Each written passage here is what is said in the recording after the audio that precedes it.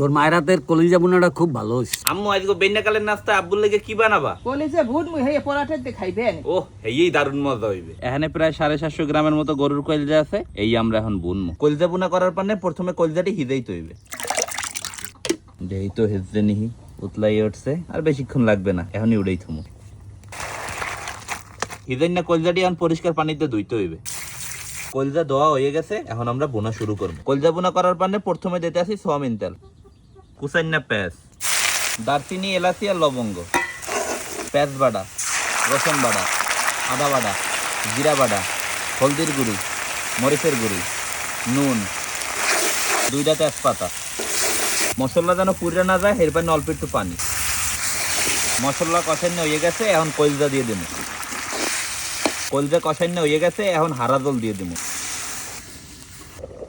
আম্মু এখন হরাটা উস্কাই দেখো তো কি অবস্থা, কি মনে হয় হয়ে গেছে? তো এখন জিরার গুঁড়ি দিয়ে উড়াইছো। কালারটা হয়েছে কত সুন্দর দেখছেন। আব্বুর পান্নে কলিজা বুনা করা হয়ে গেছে, এখন খালি খাইয়ে দেখুন আর পালা দিয়ে কেমন হয়েছে। 2 হৌরে জামাই মিললা পরাটাই দিয়ে কলিজা বুনা খাইতে বইয়ে পড়ছে। এই হয়েছে আমার দুলা ভাই, আর এর পাশে আর হৌরে বইয়ে রয়েছে। তা তোমরা খাওয়া শুরু করো। পরাটা হয়েছে বাজারের পরাটা, কলিজা বুনা তো হয়েছে স্পেশাল আম্মুর নিজের হাতের তৈরি। রবিন কইলে বুনটা তো অনেক মজাই হয়েছে। খাইতে মজা লাগতেছে? ভালো, হ্যাঁ সেই লাগতেছে। তোর মায়ের হাতের কলিজা বোনাটা খুব ভালো হইছে। এর হাতের কলিজা বুনা এমনিই মজা। তো আপনাকে কার কার দ্বারা কলিজা বুনা খাইতে ভালো লাগে অবশ্যই কমেন্ট করে জানাইবেন।